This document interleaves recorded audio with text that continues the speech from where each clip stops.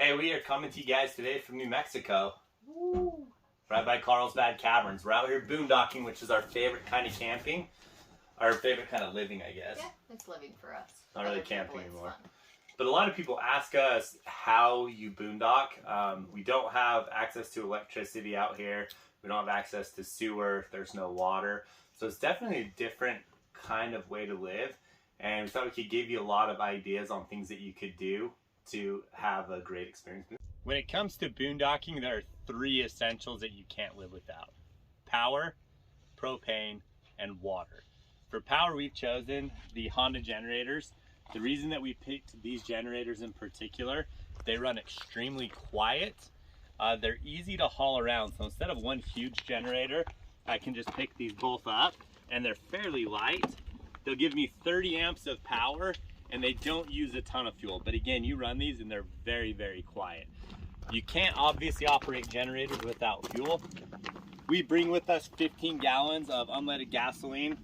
My yellow is diesel fuel for the truck, just in case we run into an emergency situation. I like the taller cans that are skinnier because they're easier to put in the back of the truck, easier to tie down. I happen to just have this one because I had it, but I actually hate it, and at some point I'll replace it. You mentioned propane is an essential. So many things that we use run on it. Our gas runs on it, our heat, which we definitely needed this week, as well as all of our cooking, things like that. So ours came with 2 of these tanks. We have one on each side of the trailer for the propane, about 7 gallons each. And it's really important that we watch how much that uses, because if you run out of propane, you're kind of in trouble. So every day we're watching. Also, our refrigerator runs on propane, so we don't want to lose all of that food. Something that's going to be essential to boondocking, I think, is having solar. Solar gives you a lot more power without using up all your gasoline. It's also, more environmentally friendly. We use the factory solar setup from Zamp. That's what Keystone uses. It only has one panel though, and I believe it's 170 watts. It can take up to 510 watts with our 2000 watt inverter. And so we are planning on adding 2 additional panels. The other thing that we really want to upgrade to is batteries. If you go with lithium ion batteries, they'll hold a charge way longer and they'll last way longer. So once these batteries are worn out, the trailer's still pretty new, we're gonna go ahead and make that upgrade. So we'll have 3 panels. We might even get a portable panel, plus those batteries should allow us to be out a lot longer, use less gas, use our generators less often, and really be able to enjoy the experience of the outdoors. On the essentials list, obviously water. So we have a 60-gallon fresh holding tank. We use that for things like washing our dishes, taking showers, cooking with, and then we bring along the water bottles for fresh drinking water. Even though we don't love the idea of using up the plastic, it does allow us to stay out a little bit longer. We are planning to be boondocking in this scenario for a week, and so we brought 2 of these cases of water. We're about through our first one so far, about halfway through, and that just allows us to make sure we don't run out of fresh water.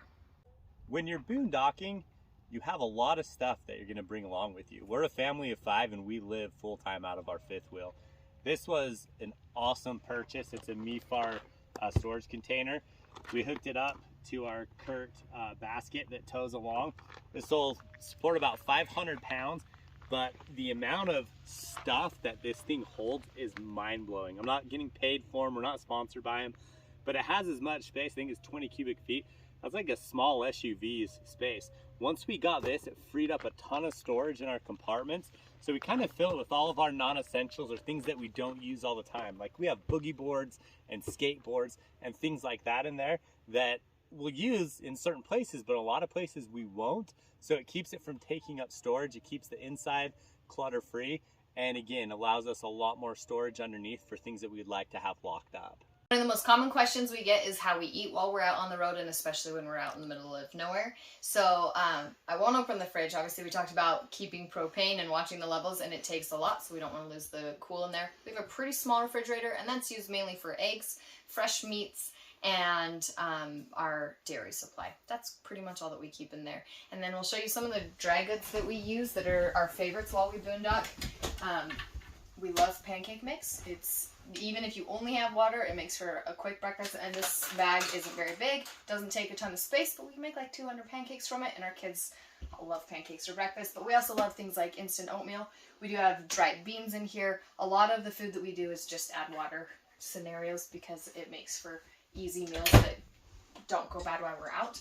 And then in our snacks, we have our snack cabinet, our baking, because I do still bake while we're on the road, and our breads. One of our favorite things is tortillas instead of bread. It doesn't dry out, lasts a lot longer, and it's super versatile. We'll have to get more into what specific foods we eat because that's just a video all on its own. So hopefully we gave you guys some great tips on how to start boondocking. Again, we're not pros at it. Every day we're learning something new. So if you want to leave something down in the comments that would help us, something you've done that's been awesome, let us know. We would love to get better and to have more fun while we're boondocking. And if you're not used to boondocking yet and you're just thinking about it, a lot of people seem nervous. Just go for it. You'd always figure things out. And even if you're 20 miles from town, worst case, you pack up, you learn something. But go for it. It's much easier than it seems. Yeah, start on weekends and start somewhere close to you can what, boondock salvation? Yeah. Not salvation. What is Civilization. it? Civilization. Start somewhere close to civilization so you can get the things. Civilization will that be you your need. salvation. And as you get more into it, you'll get even better at it. We've loved living on the road. We've been on the road for almost 4 months now, and it's been an incredible experience for our whole family. We do not need to hurry back anytime soon to civilization. Throw any questions or anything you want us to make videos about into the comments. We would love to create content that's super useful for our users. But until then, happy camping, have fun.